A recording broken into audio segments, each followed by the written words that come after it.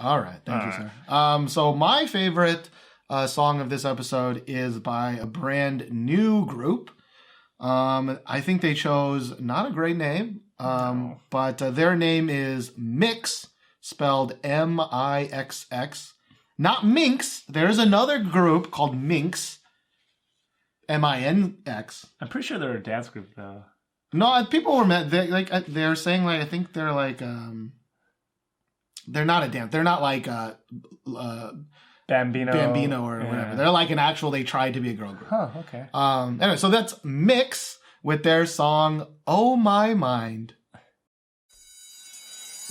하루 종일 너만 생각해도 하루가 모자르지 이런 내 맘 알까 넌 늘 상상해 네 눈빛 하나에도 웃게 돼 난 너뿐이면 좋겠네 내 맘 알까 넌 Oh boy 날 부르는 손짓부터 Oh boy 다정한 네 목소리까지 Oh boy 훔쳐간 내 맘 다 돌려놔 이제 너 없이 난 못 살아 이런 맘 어떡해 Oh my baby baby 오늘은 말야 Cause my baby baby 집에 가지마 너와 밤새도록 할 얘기가 있어 오늘 밤에 집에 가지마 Oh oh oh my mind oh my mind my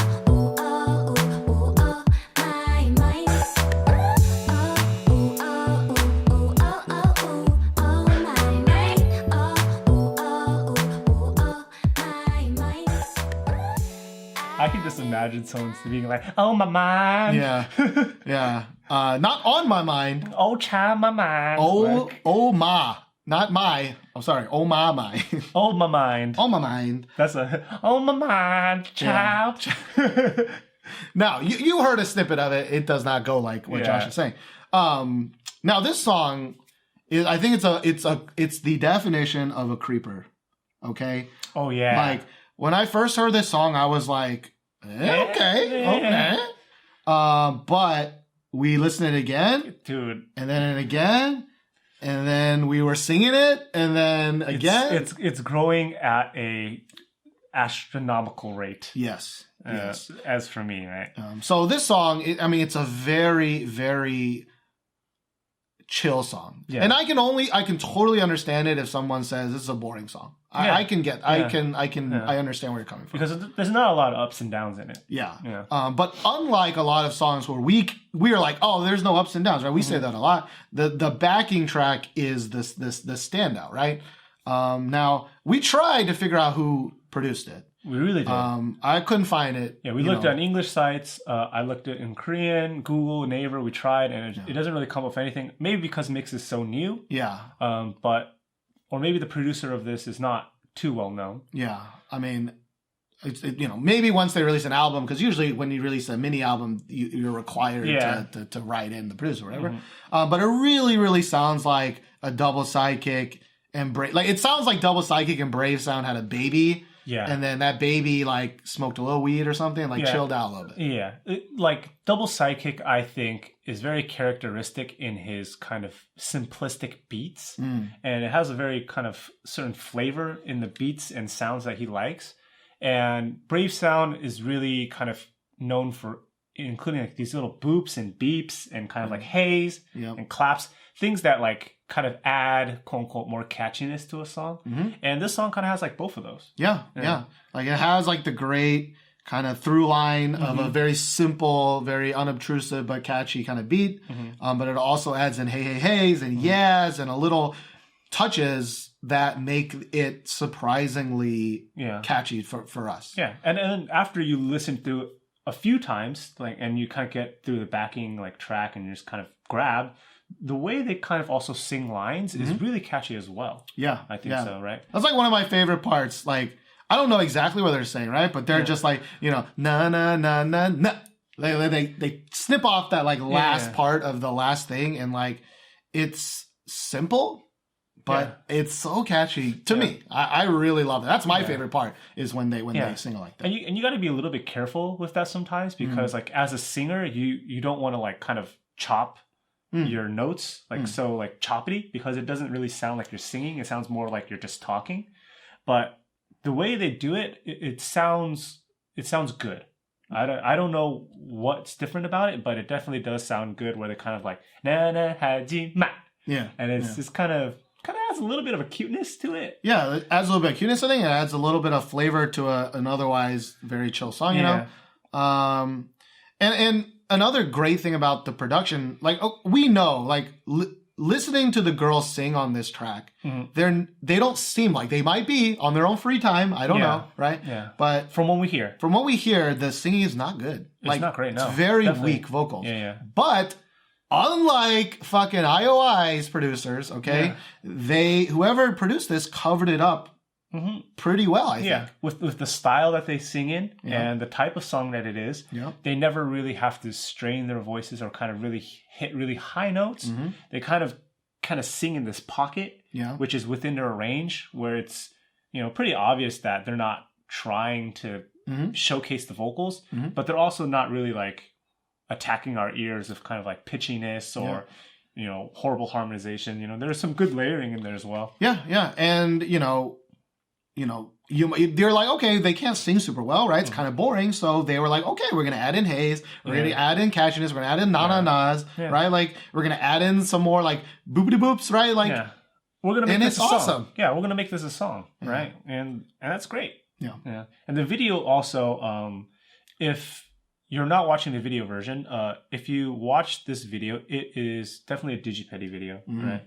And Digipedi are very, very, very obvious in their use of pastel coloring and very simplistic props and scenes and things like that, right? But the reason why Steven and I love Digipedi so much is because they involve these colors and movement. And if it was like a music video made by a different company, it could be very bland. Yeah, definitely. I think like our first listen, we were it was a creeper, right? We were a little like, this is kind of weird. What is this? Yeah. But because it's not only a Digipedi video, but it's like a themed Digipedi video. Like sometimes Digipedi videos are just randomness. They're still just randomness, or they're just sitting on a couch, or they're standing in front of a pastel colored thing, right? But this one is more like a Mr. Chew, where they're actually doing things. Yeah, they're tennis players and and so like it's kind of cool. It's like they're playing tennis, but then like they're up against a baseball player and then a football player, and then it's just it's pretty random at times too. But like I think it does a really good job of spicing up what an otherwise like they can't dance super well, right? Yeah. We watch a performance video like the dance kind of matches. Little to no dancing. I would say because you can't like hardcore K-pop dance to this song, right? It's not an upbeat. Dance song. Just the BPMs won't allow it. Yeah. So like, how was you going to spice it up? I think they did a really good job of choosing the best possible way to spice up this otherwise boring song, which is a Digipedi video. Yeah, making something out of nothing. Yeah. And if you've seen, like, as you said, A Pink's Mr. Chew, a lot of those like props were from that video as well, I feel like. Seemed like. Or, I mean, maybe it's just the tennis thing. I don't know. Yeah.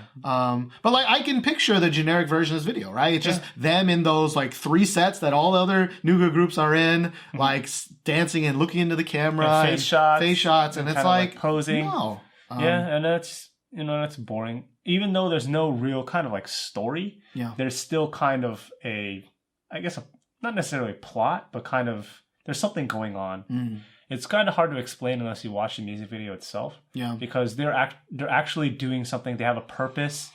And I think... Okay, so tangent here. Yes. So I took acting in college as an elective. And a huge thing for kind of developing a scene for acts is that the players and the actors in the scene, they need to be doing something that is involved, but not necessarily really distracting. So if you watch sitcoms or something, they might be like, eating chips or like watching TV. Yeah. They're doing something to kind of make it seem like more normal. More normal, and like it makes the scene kind of you're locked into it. It's not, you're not watching acting, you're watching kind of just these people, a scene, right? It doesn't really seem like they're acting. And that's what I really love about Digipedi videos is that even though they don't really have substance, like they're still doing something to kind of keep me engaged in a music video. And I mean, this video is a perfect example of that. Yeah, no, I agree. You know, a common complaint though that I saw, you know, at least on Reddit, was like there's a lot of that Digipedi, a lot of skirt and leg shots. Yeah, I noticed that too. But I would say like as far as like this, because the concept of this was not sexy, right? No. Like, but I think, and I think that's what is throwing them off a little bit. Because like the concept itself is not very sexy, but the way he did a little bit of the leg and panty, or not panty shots, leg and skirt shots, it was a little like, what's this doing here? Yeah. So I can totally see that. But I still think jump out to me as well. I still think it was way less than an actual sexy video. Oh yeah, definitely. Like they did Fiestars.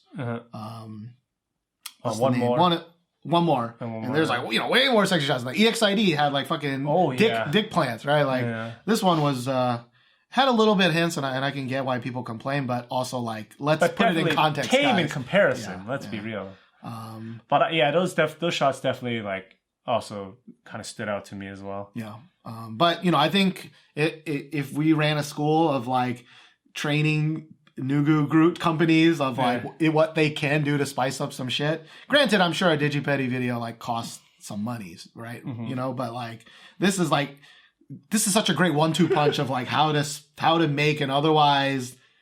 Sounds bad. Again, I don't know these girls, but an otherwise not super talented group of girls, or not super popular group of girls, like whatever you want to say, right? No, I'm not saying. I really think it's like they're not super talented. They're not fucking Mamamoo, right? They're not. Like, it's not a knock against them, right? Like, they're not extraordinary dancers. They're not extraordinary dancers, singers. Yeah. Like there are probably thousands of Nu.Ds just like this, right? But their company did a really good job of picking a song that overwrites, plays to the strengths, or at least overwrites their weaknesses. Yeah, and pick the best company, I think, actually the best directing company to make a music video for you. Yeah. But yeah, so that's Mixx. Now, the one thing they did fuck up is probably that name. Mixx. You probably shouldn't have picked that name, especially since there is Mixx. Although, not that many people know of Mixx. Yeah. Unless you're like a Redditor, right? Or a YouTuber. A lot of the YouTube comments, though, were like, it's too similar to VIX. Right? Like, you guys aren't related to VIX at all. You shouldn't have a name so similar to VIX, which I think is kind of dumb, but... I mean... if you were to ask me, should we go with Mixx, I would instantly have been like, you probably shouldn't. It sounds too close to VIX.